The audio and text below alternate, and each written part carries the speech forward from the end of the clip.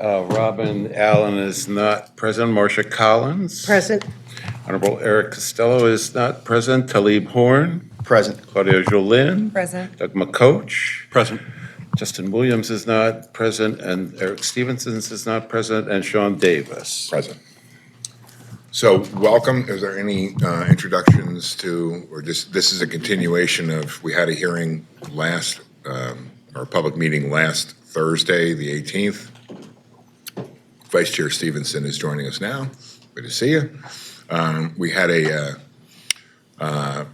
public hearing or public meeting on the capital improvement programs last week. We heard from a number of agencies. We have 3 presentations today from Baltimore City Recreation and Parks, I believe, is it DOT, and BDC. So with that, I'm sorry? Housing, I'm sorry, DOT was, last week. So with that, I'll turn it over to Smith from Rec and Parks. Good, is it afternoon yet? yes, it is. Hello. Is it Yeah, on? perfect. Okay. Good afternoon. I'm Cip Smith. I'm the Chief of Staff at Baltimore City Recreation and Parks. And I'm joined today with our Chief of Capital Development, Adam Borman. But I first want to bring greetings on behalf of our director. This is one of his favorite presentations, but he is off taking some much-deserved reprieve, so you guys are stuck with me. So we'll get through this quickly, and then we'll let Adam, who's actually the real magician behind all this, get through the meat of the presentation. So just generally, Baltimore City Recreation and Parks, we have a mission and a vision that we're committed to, and our goal is to build a stronger Baltimore, one community at a time through conservation, health and wellness, and social equity. So that's the Baltimore way. We also have an internal model of one leaf, so we're working towards continuity and consistency in all that we do, including our capital development. So if you didn't know, we have a whole bunch of stuff that's charged to our care, that we are stewards of. So we have 17 different divisions, and we have close to 400 full-time staff, but our full complement of staff is closer to 1,000 at most times. Our team is dedicated. Our team is nimble and flexible, and we offer things from senior programming to special events and permits. So you think about AFRIM and Charm City Live. That's done by our folks. Our forestry team is in the community planting trees. Our facility maintenance team, though they are light, they are working hard to keep all of our assets up to par. And we're really proud of the team that we have at Baltimore City Recreation and Parks. One of the things that Director Moore has been focusing on over his last 6 years, along with capital, is us sewing into our staff. So we've been really leaning into policy development and professional development to make sure we have the best and most qualified employees to carry out and to care for all of the things that are under our purview. So we talk about assets. We have a lot of them. We have over 100 basketball courts, over 50 rec centers, tennis courts, pools, playgrounds.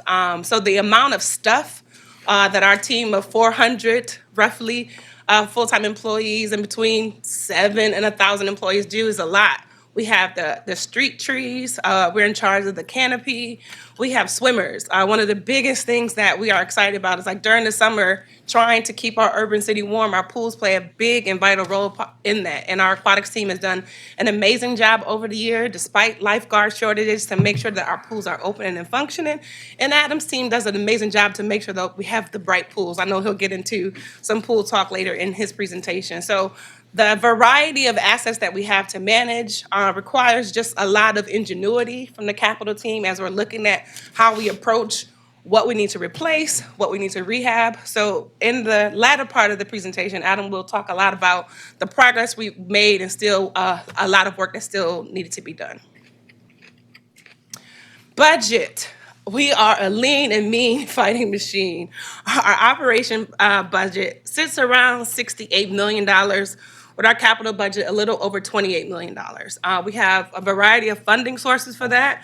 Again, I want to applaud our capital team for cobbling together the funds to make these projects so it does take some ingenuity. It does take a lot of sometimes robbing Peter to pay Paul to make sure we get these capital projects done. But we are excited about the progress that we've made, particularly under Chief Borman's leadership, and excited about what's to come.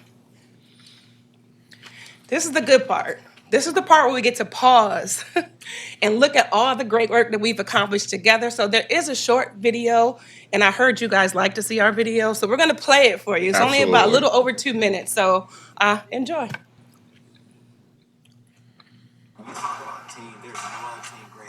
Baltimore City Recreation Park. Recreation and parks to me is about parks, people, and programs.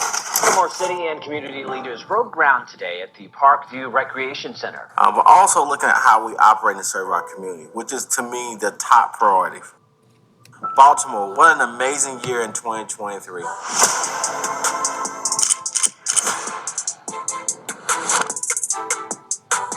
My name is Danielle Biles. I work on the Youth and Adult Sports. My name is Sean Preston. Work for Baltimore City Forestry as the recycling coordinator and yard master of Camp Small. My name is Sharif Prelude. I'm a Park District Manager, Drew Hill Park Division. My name is Terrell Holden. I'm a construction project supervisor too. My name is Reginald Moore. I serve as the Executive Director for Baltimore City Recreation and Parks. So Baltimore City Recreation and Parks has an amazing team. You know, it's about how many people have we impacted. Newly renovated program and playground in South Baltimore. Making sure the citizens are happy. Teamwork is important because it takes a team to implement these construction projects. Right, the groundbreaking on this nearly $21 million renovation project just wrapping up in East Baltimore. So for me, I just really want to highlight several of our new programs that we've offered as an agency. We kicked off the grand reopening of William J. Myers Soccer Pavilion with a laser tag tournament, and the kids really enjoyed themselves. One that's really near and dear to me is our teen program. And what better way than to identify 5 locations throughout our city that we can serve our teens in a unique way.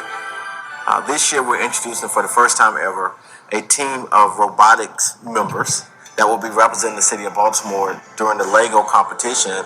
And then finally, I cannot forget to mention our newest holiday tradition, which is our Charm City lights.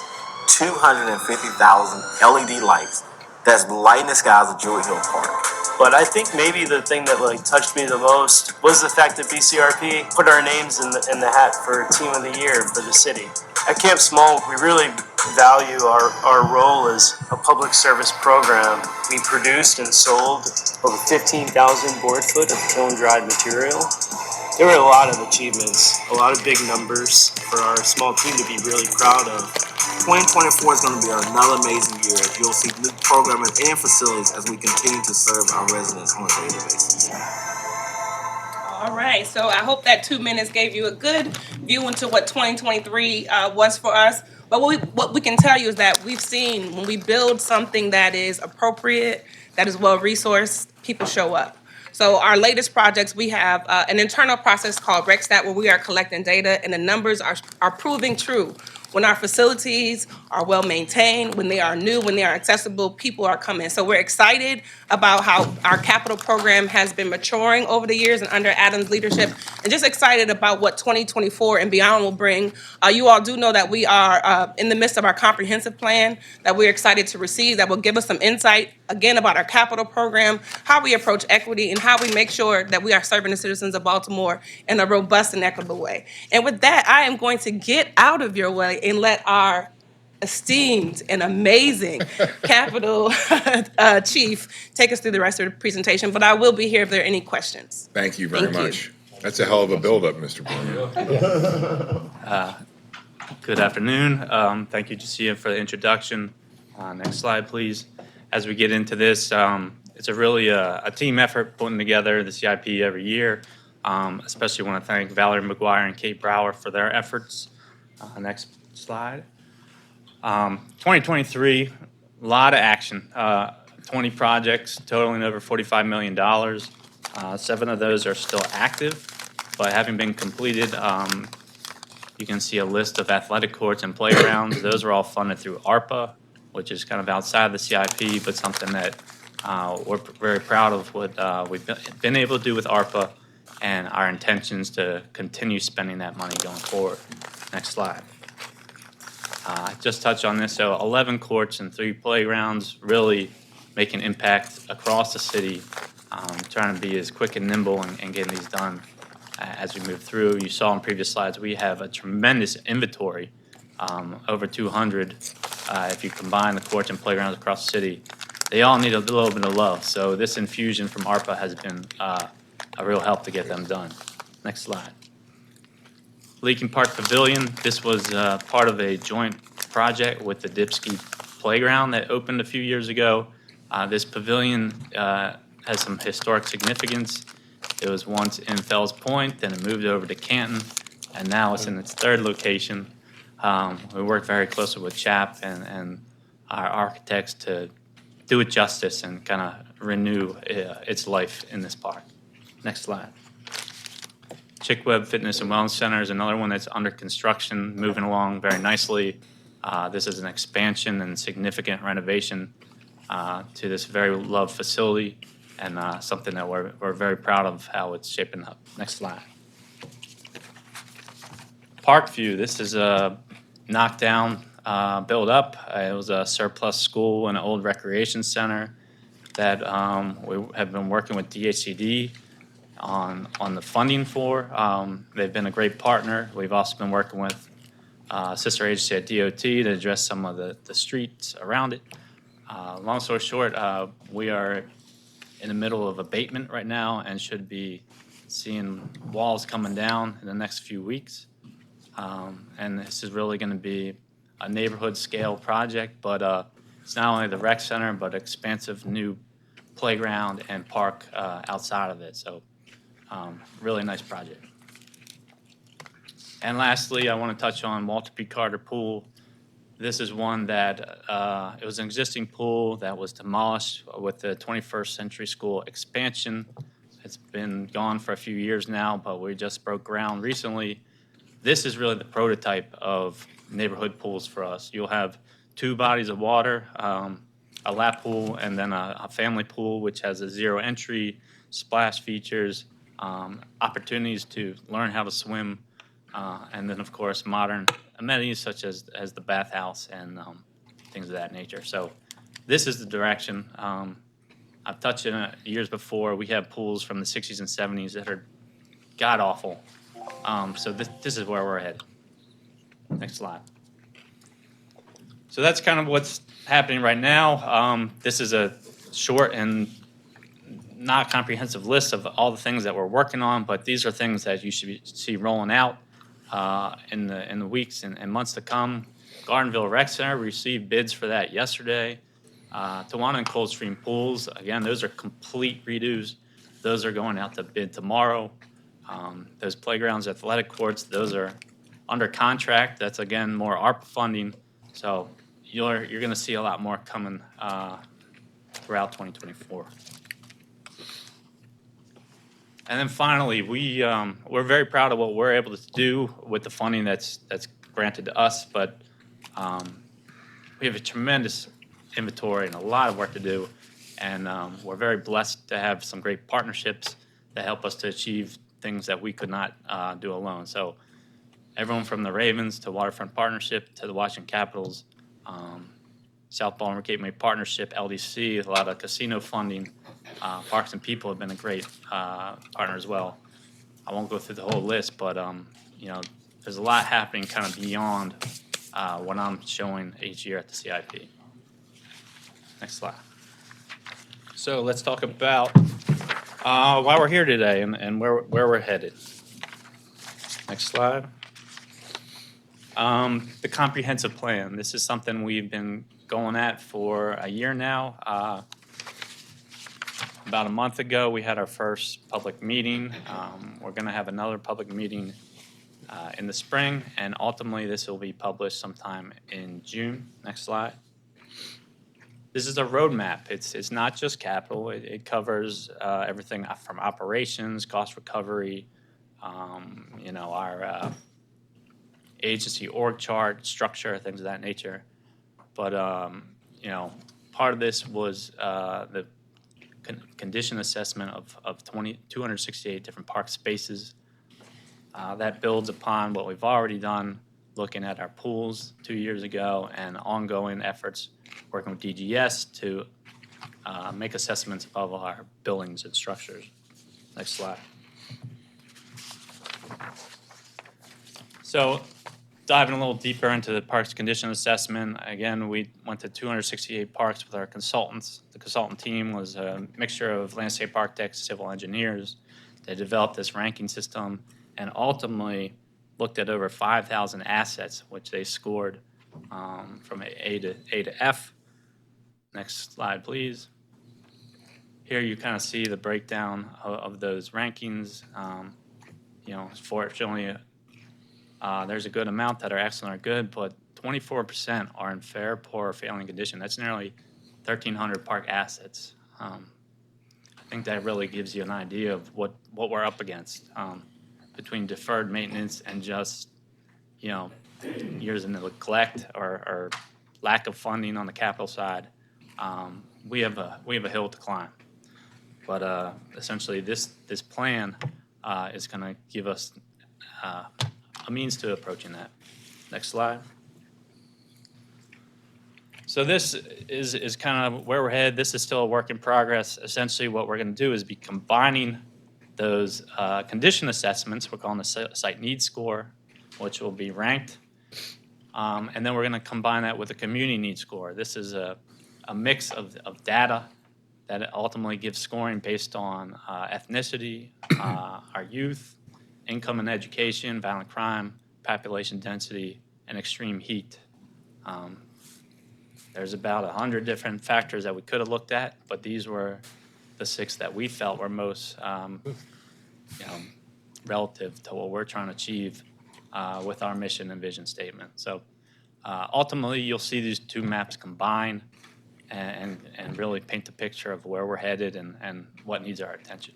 Next slide. So I'm about to get into the formal request, but essentially this comp plan that'll be done in June is going to tell us where we need to go. In the short term, we need to finish projects that we've already started, but ultimately we want the data and the mapping to continue to drive our decision making. All these condition assessment will be basically worked into the city program CityWorks. That's associated with 311. So say one day something in your park needs attention, you'll call in 311.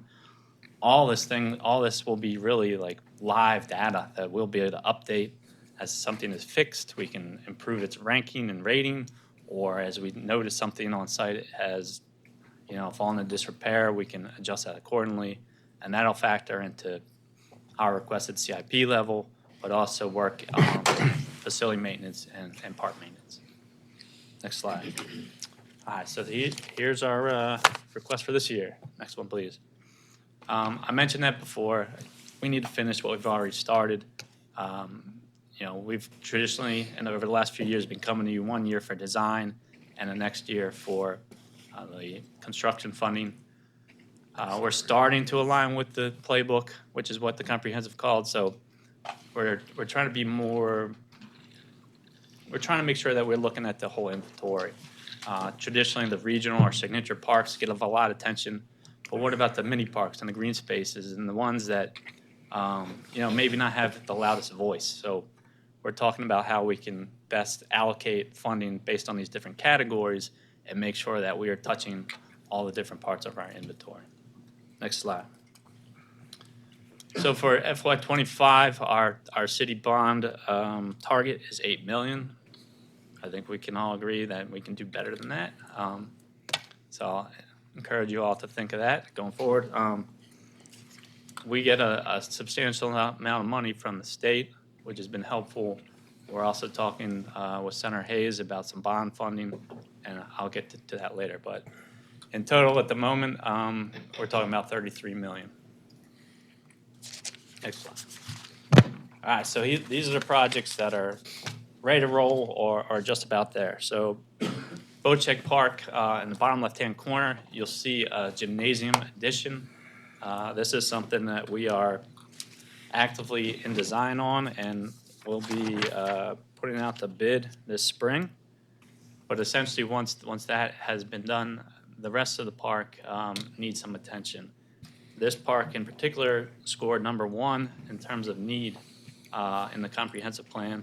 Early data, that's all still being worked out, but looking at the condition and the need of the neighborhood, it rose to the top. So this is one that we'd really like to see the whole park complement this really fabulous facility. Next slide, please. Patterson Park. So this has been going on for some time now. We previously did some athletic field lighting. The lighting was actually designed and installed for this new layout. Basically, we're completely flipping the arrangement of these fields. They currently overlap. It's a mess. There's no ADA access. It's poor playability.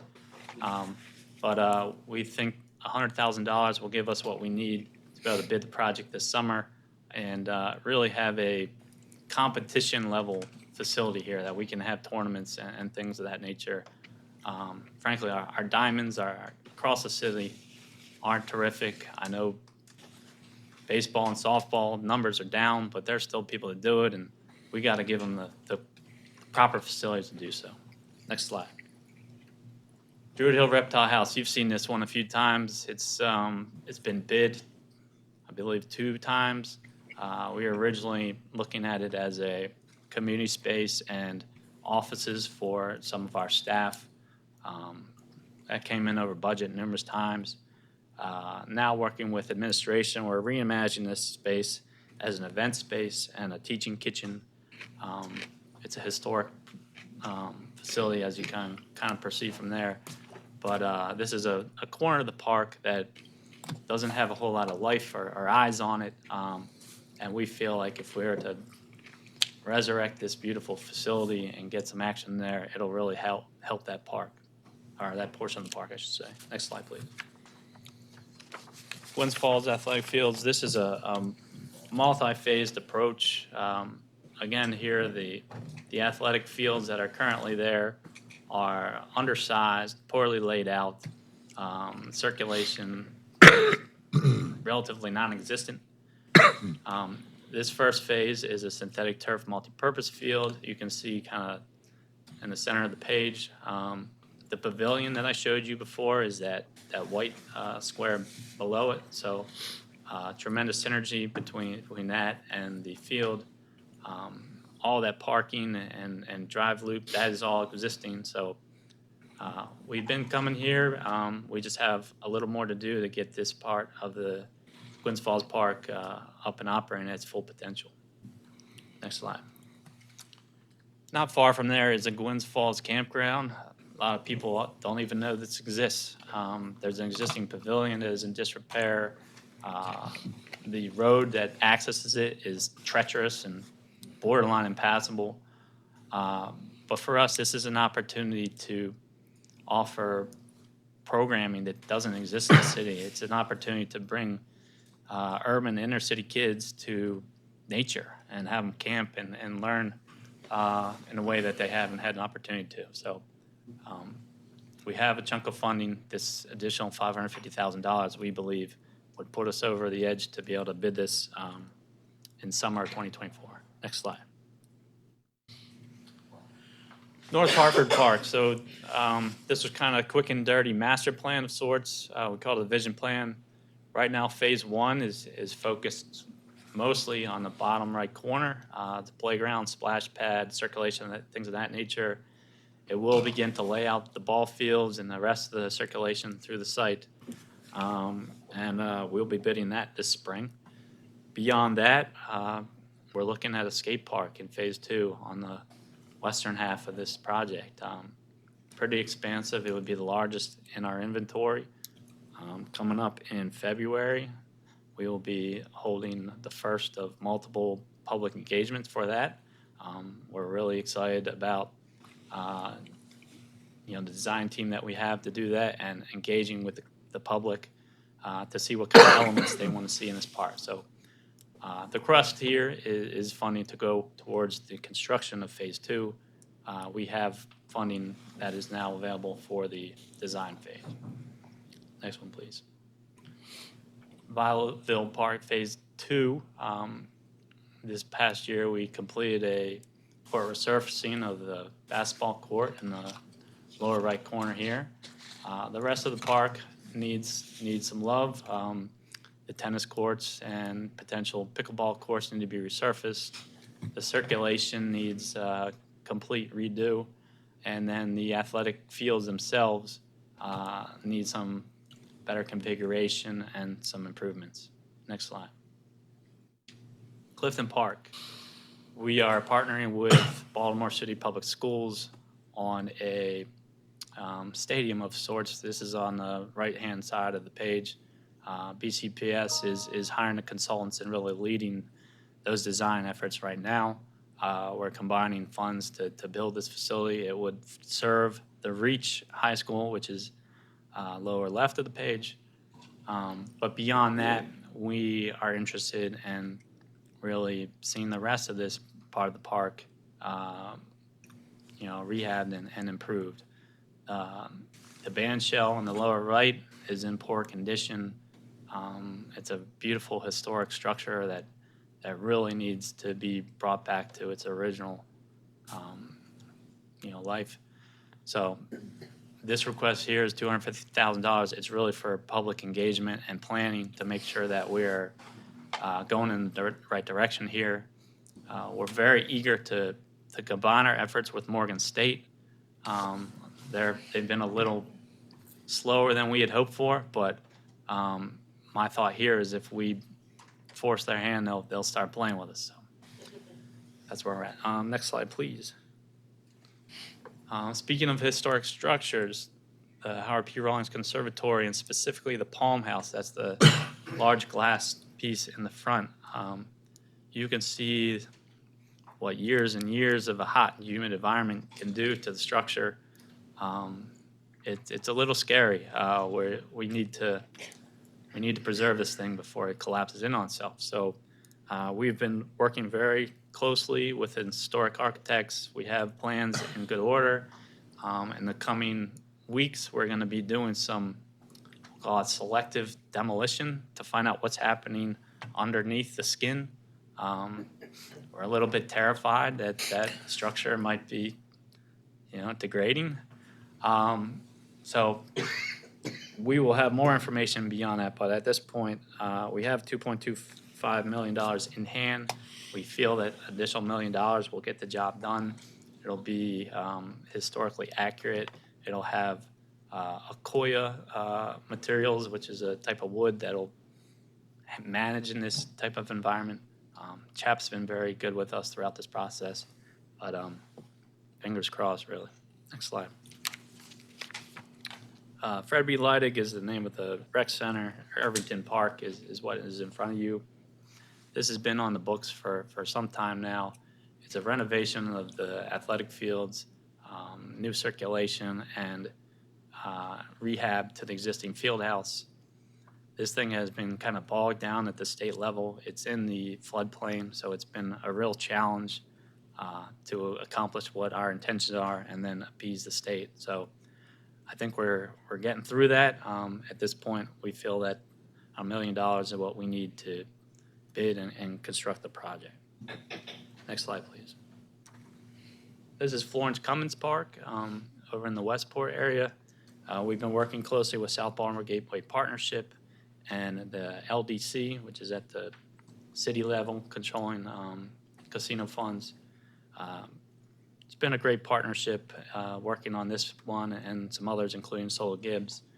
But at this point, we're ready to get this thing rolling. We have really a complete renovation of the park. We've already done a Kaboom playground, but this $1 million here will help us to realize the rest of this master plan. Lillian Jones. This is a rec center that has been closed for some years. When the school went surplus, it was stripped of copper and all its guts, and as it turned out, those were all connected to the rec center. So Lillian Jones is one that came up as number 1 or 2 in that comprehensive plan in terms of rec centers. This is an area of need and obviously a facility that is not operational. So we currently have some planning funds in hand from previous years. We're going to be working closely with our elected officials in the community to see what this new thing wants to be. But essentially, the additional request here is to take us through design development and construction documents to either knock down and rebuild or look at the property across the street. There's a lot that needs to be thought about here, but the area is definitely in need. Next slide, please. City Springs Park. This falls within the choice area, all the redevelopment in that area. The existing pool is leaking like a sieve. If you're at all familiar, it normally would be on the left hand of the page here. There's actually a major utility line that runs directly north-south. If you see the street off the top of the page, there's a utility line that runs through there. Long story short, in order to get up to the standards that we've recently produced and have these two pools and other facilities, other structures, we basically had to flip-flop the pools in the existing community garden. This really improves circulation, has better connection to the rest of the park, and really achieves what we're trying to do here. Next slide. And at this point, that project is at 75% CD, so we're just about ready to bid down. And then Cab Calloway's Legend Park. This is another joint effort, stems out of the Green Network Plan. We've been working very closely with Department of Planning and DOT. This one should be ready to bid in June. And at this point, we see another $200,000 to help us achieve that goal. Next slide, please. And then I saved this one. This one's a little awkward, I guess. The Jones Falls Trail has been completed for over 2 years now. This was a project that we got federal funding from. Federal funding flows through SHA, ultimately over to DOT, and then Rec and Parks got to implement it. We had a number of challenges, especially the left side of the slide here. That's a section behind the pediatric hospital. It's through a stream corridor. There's all kind of slopes and trees and challenges for this boardwalk. Between that and another issue with easement through a private property, we've encountered some change orders and things of that nature that have extended the life of the project and ultimately the cost. In recent months, we've gone back and forth with SHA and really gotten every penny we can out of them to help us pay for this. But at this point in time, we're looking at $1.25 million owed to the contractor. This is something I don't like being up here talking about this because it's looking backwards and not forwards. But this is something that we need to find a resolution to. And then lastly, let's end a little more positive than that. Thank you. This is the Druid Hill Park recreational lake. We expect the DPW project to be completed this fall. To the best of my knowledge, the water from those two tanks is actually online currently within the last month or two, so that's an achievement in itself. I believe we've shown this to the commission at some point, but this is something that I'm like through the roof for. Like, this is a really transformational project for the city, and you know, it's a big ask. It's, you know, probably $80 to $100 million to see this entire vision. To this point, we've put $1 million from the city. We received $17 million from the state, thanks to Senator Hayes, and hopefully he's down in Annapolis at this very moment, fighting and clawing for additional funds. So outside of the state, I'm not really sure how we achieve this, but I feel very strongly that this project can have the same impact as the Inner Harbor or Reimagined Mill Branch or anything of that nature. Next slide, please. And then 2 more requests. Let's go one more. Tree Baltimore, this is our afforestation program. These are new trees. This is increasing the canopy. It is not mitigation. It is not accounting for lost trees. This is forestry's effort to increase our tree canopy across the city. Next slide. And this is the last one. This is Hall Springs. This is in Heron Run. This playground was essentially off limits for a number of years while the Hartford Road Bridge was constructed. Even before that project, it was looking pretty sad. So we have a lot of work to do in Hall Springs, and the first one is replacement of this playground, looking at a state grant that is called a Community Parks and Playground Grant. Next slide, one more. And then I'm almost done here. William McAbee Pool. This ranked #1 on the comprehensive plan in terms of condition and neighborhood need. To the left, you see a wading pool at the corner, and center you see a main pool. You see a building kind of between the two. It's all very disconnected.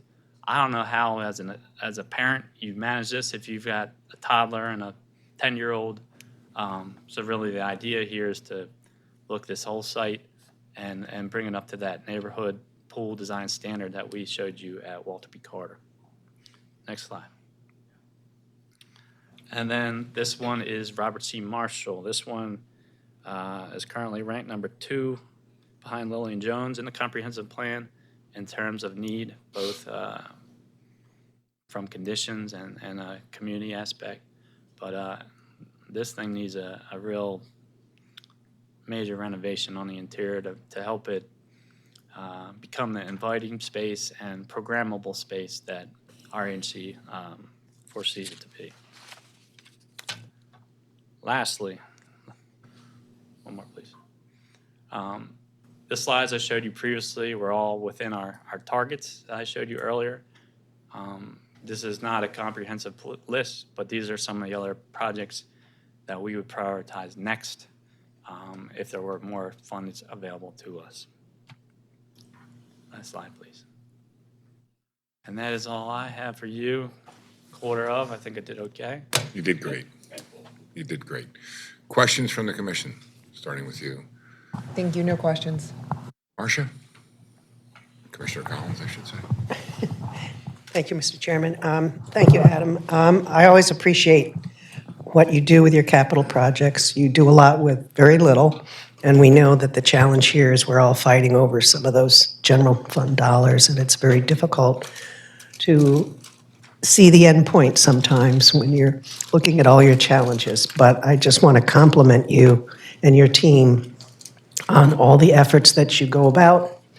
I hope that you have staff sufficient to help you carry through these projects. I know that can sometimes be a challenge.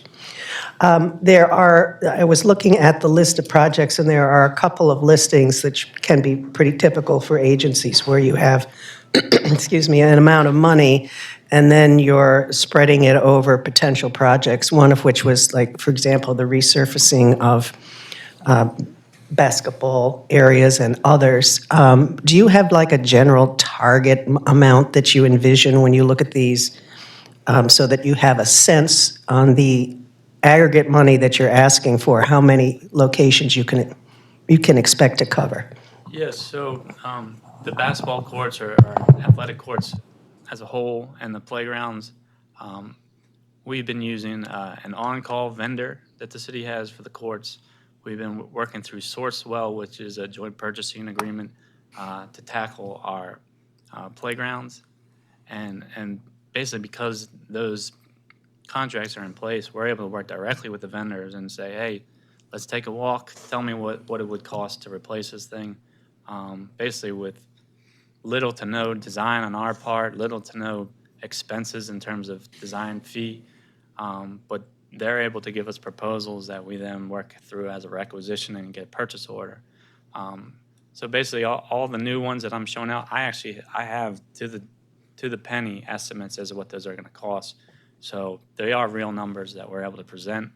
I wish the rest of the projects were that easy to estimate, but those are real. And as I suggested, working through these existing contracts, we're able to be very nimble and show real progress. So I would say if we're ever looking just to continue to check the boxes and get stuff done, those are two very easy avenues to go.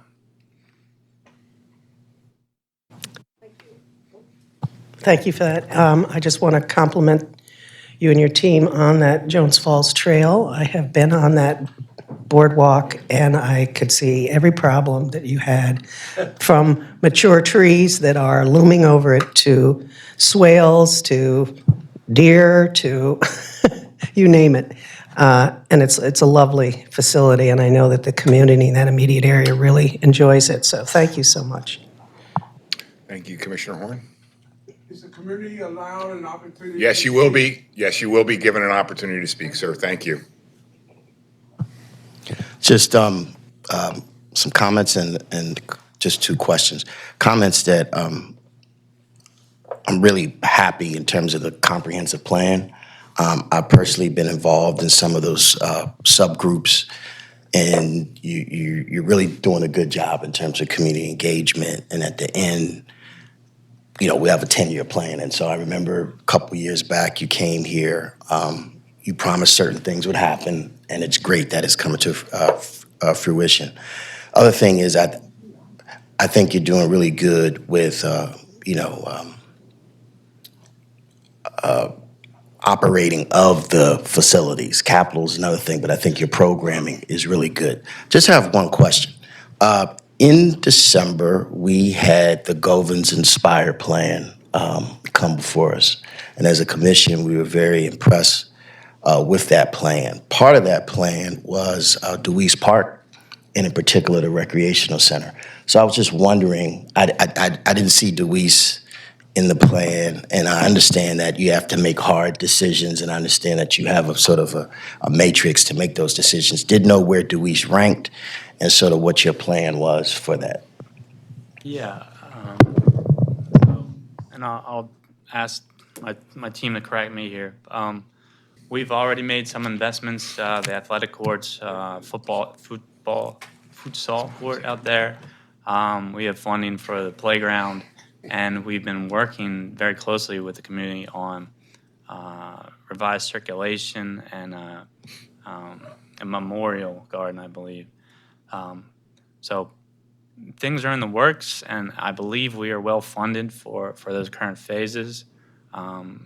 My memory escapes me whether or not we've looked at anything in future years, but yeah, the community there is very well organized, and we've been working through them with that plan. If you could just provide just an update, just in terms of the funding that's here. No more questions. Thank you. Thank you. And for the record, Commissioner Horn's mother is in the audience. We'll keep you to that for Dewey's Park. So, Very good. all right. Deputy Mayor Williams. No questions, thanks. Vice Chair Stevenson.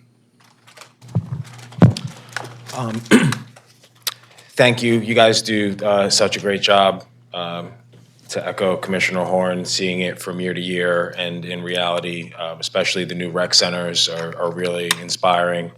And you've done a great job of mixing some smaller projects in. I'm impressed with the equity and prioritization matrix that really seems to match the actual needs.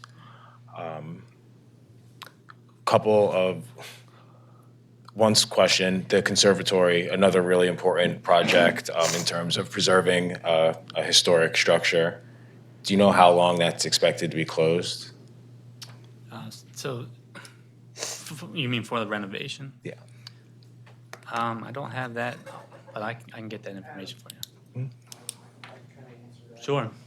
So they're going to be. I'm sorry, you're going to have to come on up, tell us your name, and. I'm Lance Decker. Hold on, come here. No, come on up, here. Lance. Follow the rules.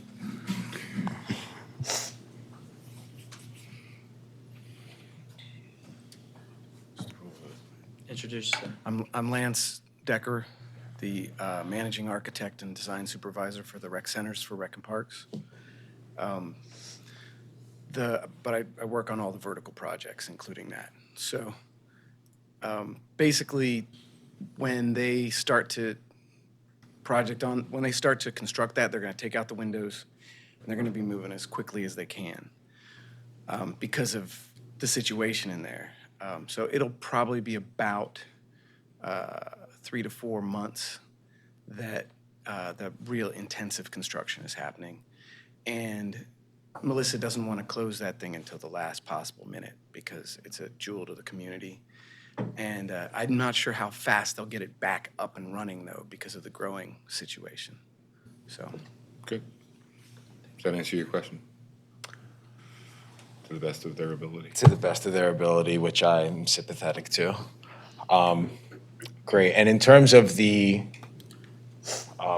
priority projects that you mentioned that you're not able to fit within your target this year, are those included in the outer years in the 6-year plan or not at all in the 6-year horizon? It's a mixed bag. Some yes, some no. And really, beyond this year, we're really looking to this comprehensive plan. When I show up next year, God willing that I'm still here, that has to tell us the story. We have to adhere to that. We have to use the data. Because too much in years past, it's been the loudest voice or the elected officials making decisions. Even internally, like 268 parks, I haven't seen them all, you know? So I'd like to think that we could tackle on them, but I really gotta let the comprehensive plan tell us. Okay. Great, thank you, great work. Thank you. Commissioner Allen? First, I want to assure you, I was here for your entire presentation. I thought it was excellent. Thank you for that.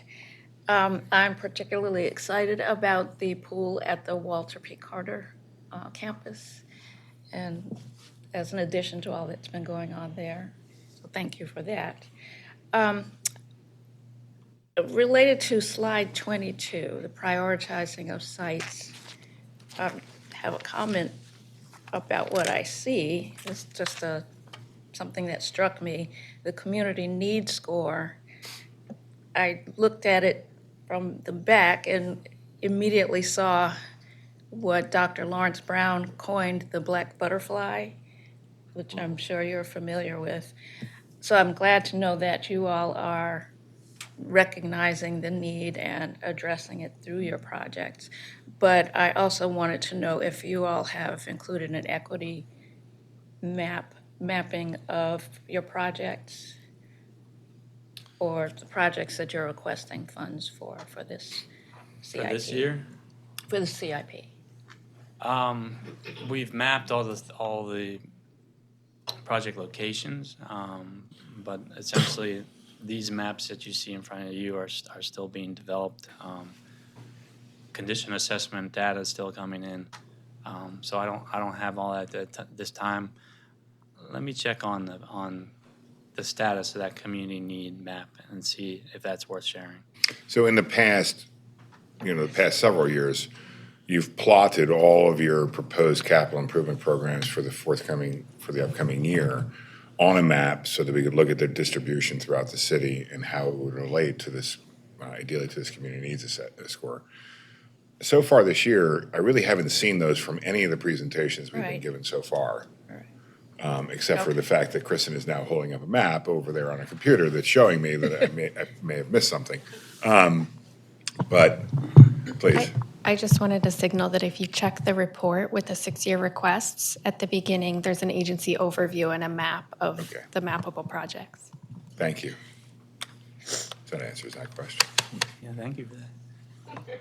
And just one other comment. I appreciate the asset conditions information, and just wanted to acknowledge that I think it's great, especially as someone who has worked on in a field where the situation was not nearly as, it's not rosy, but in comparison to what I've experienced, it is rosy. It's great to say that the majority of your assets are good, in the better range.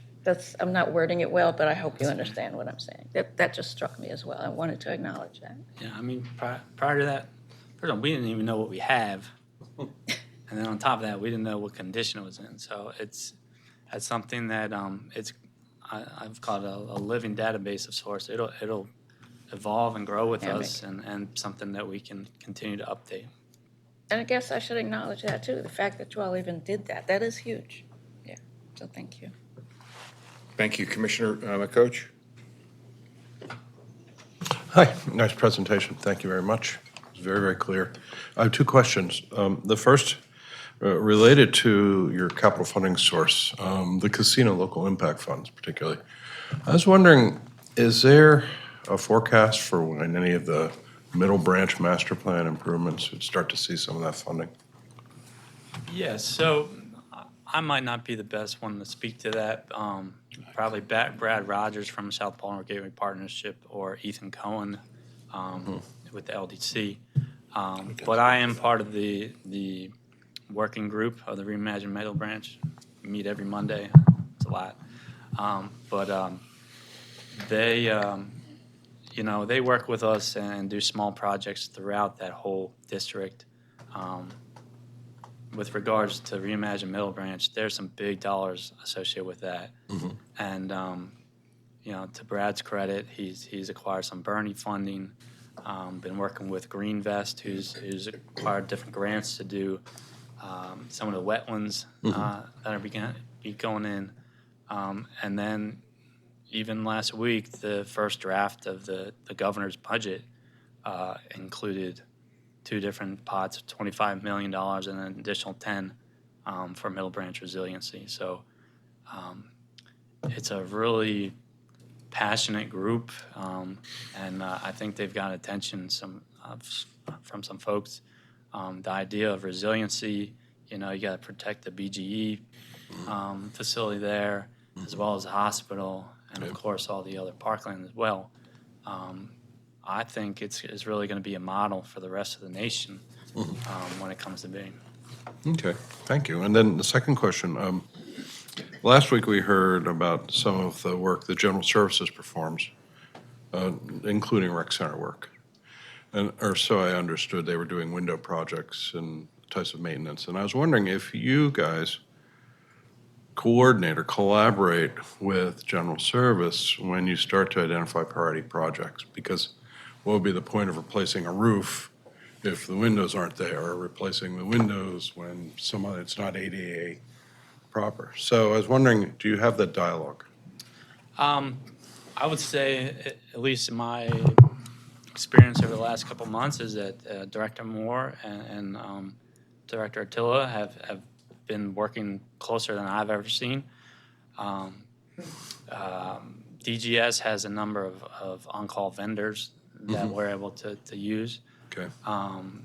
To this point, they haven't really managed, per se, a lot of those projects, but basically been a conduit for us to reach the different trades that we've needed. But that is something that we are trying to work through. And as a whole, I don't think it'll ever be perfect, but I've seen greater collaboration between the agencies over the last 18 months, working with DHCD, working with planning and DOT.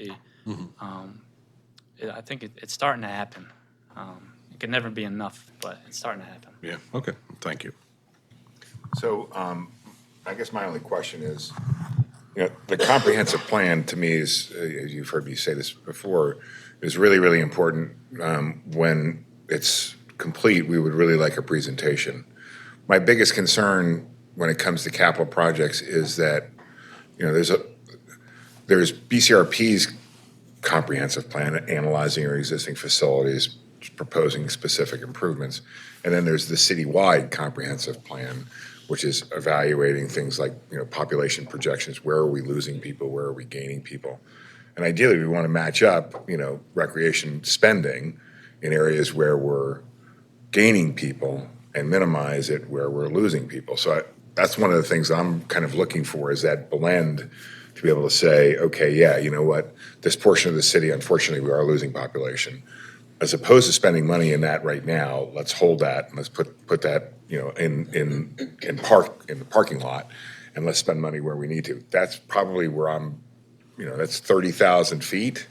But I just want to make sure that we're utilizing our capital dollars as efficient. For example, we went yesterday, there was Live Baltimore had their State of the City address, and, you know, there's a lot of focus on the West North Avenue Development Authority, and, you know, potential growth there in an area that has seen a tremendous amount of vacancy. Well, are we planning the parks that are going to support that future population? That's my only comment. It's not really a question. I'm hoping that the comprehensive plan from BCRP and the comprehensive plan from DOP kind of match up, and we can start looking at that and saying, yeah, we are targeting the money in the right places of the city that are going to be experiencing that growth.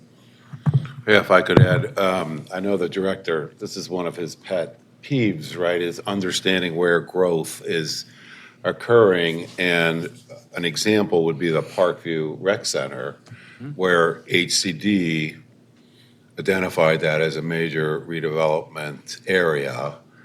And to support that, put in some outside funding to make sure that that project could happen. And then they're working on the vacants in the surrounding area. So he has been, particularly with the impact investment areas. Yeah, I mean, I'm thinking like Johnson Square. You're seeing a lot of activity in Johnson Square. Do we have the facilities there that are really going to support that population growth? Because what we don't want to do is be catching up 5 or 10 years later, simply because of the capital resources that we have. So, but you've heard that all from me before. Yeah, no, that's all very true. We continue to collaborate with Director Ryer's team, making sure that comprehensive plans are talking to one another. Essentially, when we are complete of our report in June, my intention is to make the circuit. We'll present to the mayor and the council and ultimately the planning commission to see where we're at. This document really means nothing if it's not somehow formally adopted. I'm not sure what that looks like yet, but I think that's crucial to be able to back this thing up with the resources that it requires. Agreed. Thank you very much, Mr. Worman. So let's open it up to the general public for any questions or comments. Please come on up to the mic, tell us your name, ask your questions. We only ask that if you're asking questions that you ask them to the commission, not necessarily to BCRP. Good afternoon, sir. Good afternoon and welcome to everyone. My name is Dr. Marvin Cheatham. I'm a 73-year resident homeowner in Baltimore City. I've been president of the largest density community in West Baltimore 4 different times. I've had 3 presidents die. Matthew Henson Neighborhood Association is that association. I'd like for you to remember one date, September 30th, 2020. September 30th, 2020. This commission, with the great wisdom that you had, you accepted a document and you printed it. It was called the Vision Plan of Easterwood and Matthew Henson. 60-page report. On page 32 of that report, it's included in the attachment that I sent to your office so that you will be able to read it. But in that document, it spelled out a former Jewish neighborhood that had turned to a predominantly African-American neighborhood. We had never had a vision plan. And this distinguished body accepted and printed our document. On page 32 of that document, it lists 10 priorities of the community. And one of those priorities was a skateboard park. And what has happened since then, we have gone before the Board of Estimates twice. Two separate neighborhoods that one would normally not put us together. We're 2 totally different neighborhoods, but because of our interest in dealing with children, a predominantly white neighborhood, Hamden, and a predominantly black neighborhood, Matthew Henson, decided to come together for 5 years, and we created a plan for a skateboard park. That location, we had 2 recommendations, but our distinguished director of Recreation and Parks, Mr. Moore, selected another site. He selected Easterwood, not the community. Sadly enough, we have a state senator who has a great deal of influence on the money that comes to Recreation and Parks, basically told a untruth that our community had no desire for a skateboard park. But in that document, that 64-page document, on page 32, it clearly states that we wanted a skateboard park. But when the senator decided that our two communities were not supportive of his reelection bid, he ended up putting pressure on the director and withdrew two recommendations coming from the Board of Estimates for the funding and the design. The design was to enhance the entire park, including the installation of a skateboard park. And sadly enough, what we decided to do when we heard that statement from the state senator, and I called names, Senator Antonio Hayes, we went out 3 days later because he was quoted in the Baltimore Brew that we could not find 10 signatures of neighbors that live within a 2-block radius that wanted a skateboard park. We attempted to present to him, and we have a very clear video and picture of us trying to hand from the president of the Skateboard Baltimore the 250 signatures of the neighbors that live in the immediate area, the 2-block radius. And all we are saying is we are asking that equity. And I'm sad to say, this department failed in this last audit in equity. The audit that was given this agency failed, and y'all need to know that. They did not pass it in the area of equity. And all we are asking is to put back on the Board of Estimates agenda the funding that was there, somewhere around probably about $500,000, to redo Easterwood Park, which included a skateboard park. We're saying that this agency is guilty of inequity so far as we are concerned. There is no black skateboard park in the entire state of Maryland. And we attempted and are attempting to build something in a neighborhood that has been neglected. And we are the Freddie Gray area. He went to our elementary school and our high school. We're trying to bring things to our community that have been neglected for 40 or 50 years. I've lived here all my life. We built our own park and playground in the 1500 block of McKean. We are the largest, cleanest, safest pocket park in Baltimore City. We built our own park, and all we are asking for is that this budget item that was voted on twice by the Board of Estimates not be allowed to be stopped by a senator because two communities didn't support his reelection bid, and put it back on the agenda. Thank you very much. Thank you for listening to me. You betcha. Okay, next. Chick Webb is under construction, right? Hello, everyone. My name is Ronald Miles, and I am the CEO and president of the RJY Cip Bcrp Council. And also, I am a community servant. So today I want to address a couple of things. First of all, I applaud the department in regard to the historic Cip Bcrp Memorial Recreation Center. And I was also point out that even I noticed the shades of the diagram today, and we're going to be calling it a health and wellness center. This is good. And definitely we pushed for intergenerational center because we did the demographics of the area and found out that when they wanted to put a gymnasium, they decided to more so put a multipurpose center in that also is satisfied by the survey that the department had done. But I continue to notice that part of the design includes a playground. If we do an assessment of the area, we'll find that there's many playgrounds. And then when you do the demographics of the area, you would find that people who are 17 and over represents more than 75% of the community. So again, in addressing the playground rather than a courtyard is still, one of the things that I have. But I also want to highlight here, because I believe the department has missed some opportunities. The opportunities missed is we considered and continued to deal with public financing, when in fact we offered, association wanted to partner in order to reach out to attract other funding sources. We had a huge opportunity to attract, I believe, attract private philanthropic monies as well, even missing monies from the Maryland Historical Trust. Because in given the history of Cip Bcrp Rec Center, this is the only center in America and not one just built by black folk, but when we talk about nationally known black folk who came to Baltimore in February 1940, did the concert at the 5th Regiment Armory, with 7,500 people showed up. Tickets was $1.15.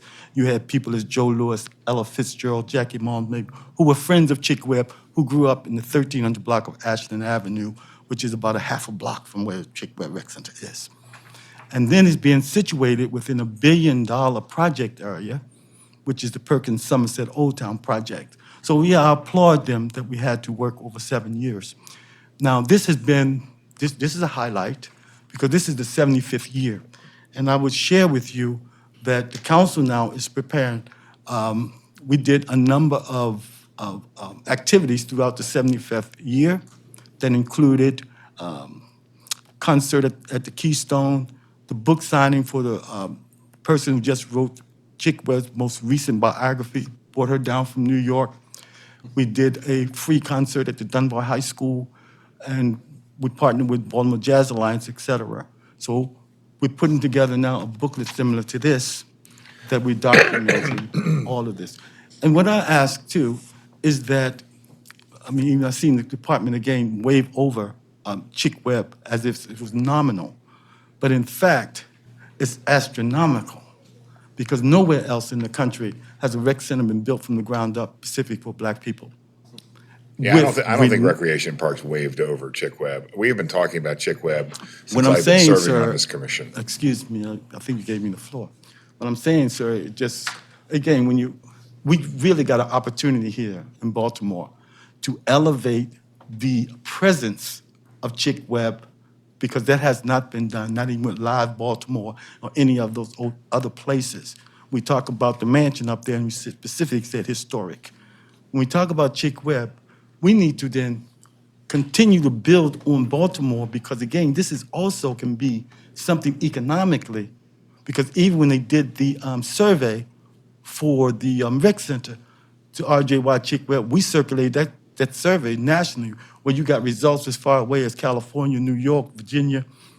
Those results came in nationally. So our role with RJY Chick Webb is to elevate Chick Webb Rec Center as an asset to Baltimore. And we really need that kind of assistance and help. The other piece is, through the 75th year, not only did we do these, will be published next month, not only did we do these events for the 75th, but we're documenting those. I'm having another booklet done such as this, that we'll record that. And Baltimore City, in collaboration with the promotional people, with the Department of Rec, should be elevating its presence. We got 2 years for reconstruction, so we got some time. And again, what effect that might be on Baltimore economically. We were restricted from expanding the site because you had the Huntington Williams building on the eastern border, which was a city-owned property that was going to be, put off. We pushed to expand the Chick Webb to include the Olympic pool or a CAA pool there, but we restricted within the footprint. There was no conversation. But then we're proposing a pool at Madison, 4 blocks up the street. Whereas the development up there is more so residential. But should we have taken the opportunity to acquire even a part of the health department building, we could then, attract with the new hotel coming down there, the redevelopment of Fells Point, and Jonestown, and then the assets, hotel up on Wolf Street, another new hotel is coming down. Doesn't make sense for a swimming pool, Olympic pool, to go up at Madison 4 blocks up the street. But I won't say any more of that, but look out for, we're putting together a documentary that is some of the older people who came through the Chick Webb Center are living today.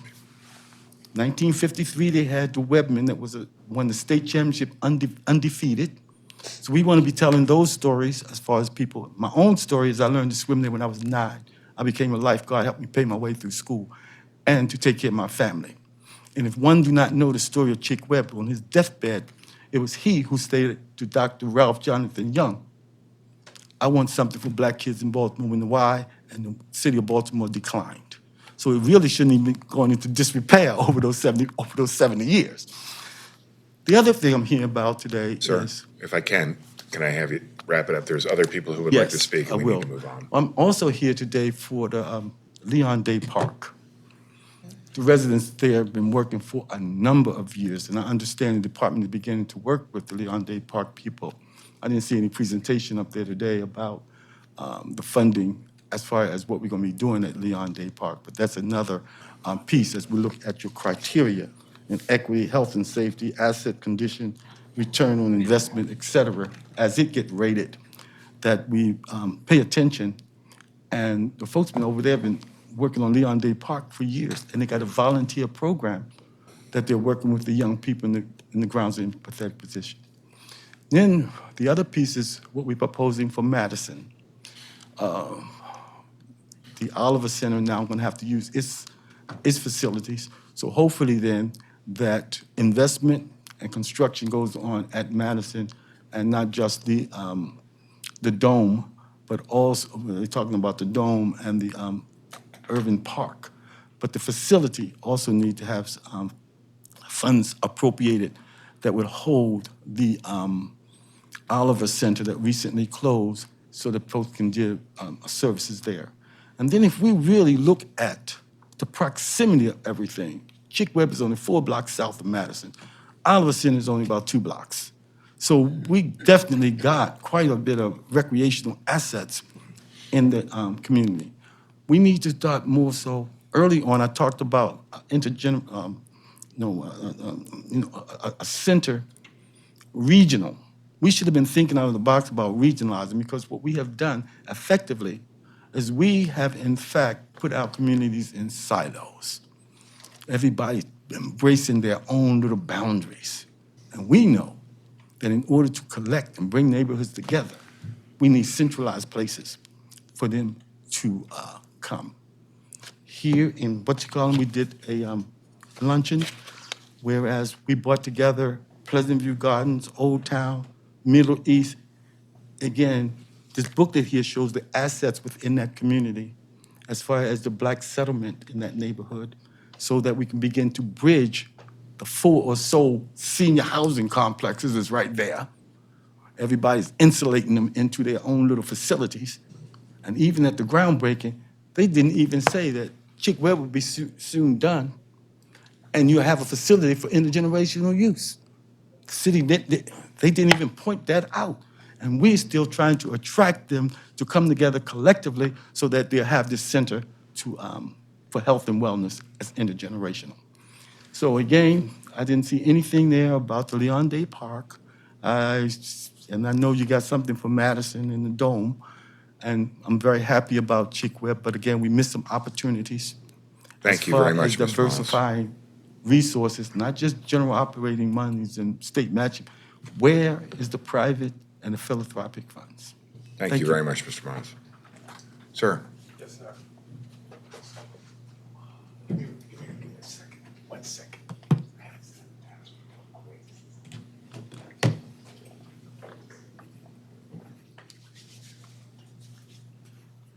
Before I go, shake your hand, presentation.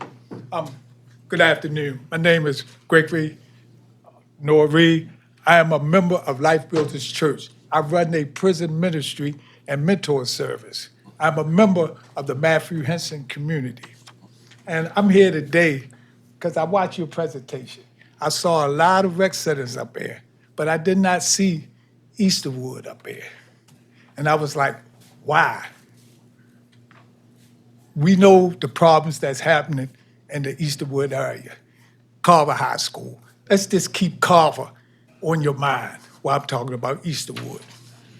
A while ago, I got 3 questions. And the first one is, over a year ago, I believe, $1.15 million was allocated for improvements to the Easterwood Park Center, that whole lower rec area. There's been no improvement up there. Yeah, the city came around a few months ago, fixed a few fences going southbound where cars ran in and knock the fence down. One improvement. There's been no improvement on no basketball courts, tennis courts, softball fields. The only improvement that has been done on one basketball court, Under Armour came up there, fixed the court, put their logo there. Now, my question is, what happened to the plan for Easterwood Skate Park? What happened to the money that was allocated for the skateboard? You know, I mean, when we talk about skateboard, we talking about doing something for our youth. And we talk about Carver. We know that violence is happening all over the city, but to have violence happening in our schools, dealing with our school kids, because they have no way of outletting, you know, any type of positive energy. So that positive energy, when you have no way to let it go, it turns to negativity. We all come up where we went to rec centers after school, and we seen the impact that it had on our lives. I look at his slide and I'm saying, there's no rec center in the city of Baltimore should look the way that they do. We should have no rec centers closed. Our youth cannot use Easterwood Recreation Center. It's closed. No youth can go in there. It's only open to a fraternity that holds church service on Sunday. The youth in there has no access to that. They cannot go in there, not even use the bathroom while they're playing ball or running the field. This is unacceptable. It's real unacceptable. And it hurts me because I have youth pulls up on me and say, Mr. Gray, when they gonna do something? Can we go in there, shoot pool, play some video game? They said, man, it's closed. I say, see your senator. You know, I've talked to Mr. Hayes personally and explained it to him. I said, man, you cannot use this rec center for your purpose and not serving, because I thought all rec centers was for the youth, for the youth. You know, you had one time early in the day, the youngies came, then the elders came up till 9 o'clock. Man, you find kids just sitting up. You go to Carver any day of the week on a nice day and see, I ain't gonna say hundreds, but you see at least 20, 30 youth just sitting around. You know, can't go in the rec center. Sir, I don't want to interrupt you, but I have to interrupt you only because we're way over time. And I appreciate time. Let me. Yeah, go ahead. Easterwood was something that came up at our last CIP hearing, and there was, regarding the skate park specifically, I had a number of conversations with a ton of people. And quite frankly, I'm a little bit disappointed that we're in the exact same position that we were in last year, that nothing's been done. So I'm promising you that I will go back over my notes.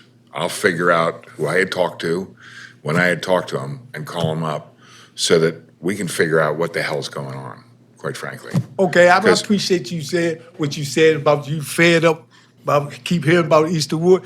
My question I'm fed up that nothing's been done. Right, this is my question from the youth. The youth was promised. They was promised from the director of Parks and Recs that they would have a skateboard park. They was promised by Senator Hayes that they would have it. And to hear the leadership, those who make decisions, break the promise to the youth. And so what do you get? If you got a child and you keep telling your child you're gonna do this and don't do it, then what your child gonna do? Your child gonna rebel. Your child ain't gonna have no faith and confidence and trust in you. We talk about juvenile situations today. Yeah, we keep saying it starts at the home, the parent, but let's look at our legislators that make the laws. You can't whip your child call the police on you. So what you gonna do as a parent? Your hands are tied. You don't want to go to jail, so you tell your child, if you ain't gonna obey by my rules, get out my house. So we need to revisit all of that. That's how you stop some of these juvenile problems, but we cannot keep lying to our youth. We keep lying to them, and the same people that you say that you're gonna go back and talk to, the decision gonna have to come back to that director who made the promise to the youth. And we don't, it's sad. All the youth want you to do is live up to your promise. Where's the money at? That's a great question. Where is the money? I promise you, I will take a look at it. I will report back at our next CIP discussion to figure out what the hell happened between last year and this year. Because I think you're entitled to some answers. I'm gonna hold you up to that. And the You next can. time, we see each other face to face, and the answer is not acceptable to the youth as far as that promise. I can't promise you what the answer is going to I mean, be, but what I'm I can just tell you saying, is that I'm going to take a look at it, and if there's other extenuating circumstances that have stopped it, then at least we'll know. But right now, we heard this exact same thing last year, and we looked into it last year, and so something needs to be done. Let's get the politics out of this. That'd be great. I mean, because the politics, we have an advocate skateboard who loves skateboard, right? She's been pressed. She's been handcuffed, mouth being shut. So I understand, do what's best for you because you got your family. But we, right here with these shirts on, we not giving up. Good. She can give up all she want because I understand. But we refuse to let y'all kill. We refuse to let y'all kill another one of our dreamers. Okay. We're not going to allow that. So I appreciate y'all time. Man, just keep your promise to the youth. I will do that.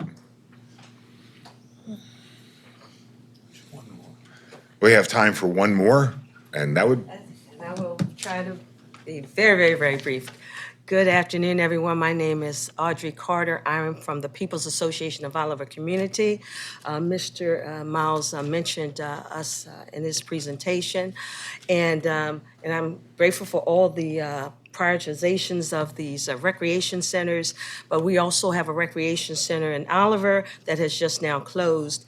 And for me, my question is, because Oliver's recreation center and community center are one, no renovations, no updates, nothing has been done on our community center and recreation center probably in the last 20 years. And so when I see these prioritizations up on the board, my question to Recreation and Parks, as well as to Housing when they come on their next meeting, why we're not in those prioritizations to the point where our center is now closed. And as the gentleman said, where do our youth go? And because we're a community center also, where do our seniors and residents go for BG&E, for other assistance? So as Mr. Miles alluded to, we now have to go to another recreation center to do programming or to do whatever we need. And that particular center, Madison Recreation Center, is also in need of renovation. So some kind of way we're trying to have our programs in their facility, and they need help as well. So when you're doing these prioritizations of sites, I'm hoping that this is not a done deal. I'm hoping that, like you were saying. The one thing I could tell you Mhm. is that what we were presented was for fiscal year 2025. The CIP is actually a 6-year term. I'm going to ask Mr. Borman if he can address the specifics regarding anything regarding Oliver. So, or I'm sorry, please. One, thank you for. Say your name again. Jusia Smith, I'm the Chief of Staff at Rec and Park. So the Oliver building is actually not a building that's owned by Rec and Park. So our rec center does reside there. So we're working with our city partners at DGS to figure out what the long-term plan is for Oliver. But that building is not under our direct purview. So we don't have, that's why it's not included in our materials today. Okay. So if it's not yours, it is DHCD's? I believe so. So when DHCD comes before? DGS. DGS? Or DHCD. It's not Rec and Parks, I can say that with assurity. It's not us, but we do work with our partners and we have. So there is a building assessment that was conducted by DGS, so there is conversations with the administration about those findings. So again, we wouldn't be the best party to give a final that's answer fair. on the building, but there has been an assessment of the building. The building was closed due to the condition, but our sister agencies will have a better understanding of what the ultimate next steps are. So DHCD is next up on the agenda, so let's ask them if they have any responsibility for it. And if they don't, then we're gonna go back to DGS. Yes. And say, okay, everybody else has said it's not ours, so it's yours, DGS. what are we doing with it, okay? Yes, but what's important is they're gonna transfer, they're gonna be doing some Mr. Miles. services at Madison. So that facility got to be looked at and taken care of while they make that transition. Thank you very much, Mr. Miles. I'm sorry, please. Okay. So when DHCD comes up, I can ask the same question of. I think, Commissioner Terry should be able to speak to it. fantastic. Okay? Thank you all. Yes, so DACD will be up next, and you are more than welcome to come back up and ask. Before, just, What? I can't let them off the hook. So is that to say that if DHCD comes in here and says that they're gonna fix the building tomorrow, that Rec and Parks would be prepared to, regain programming the next day? Got it. So it's our understanding that the building will require a long time for renovation. So when the building would be ready for operations, yes, we'll be able to operationalize our portion of it.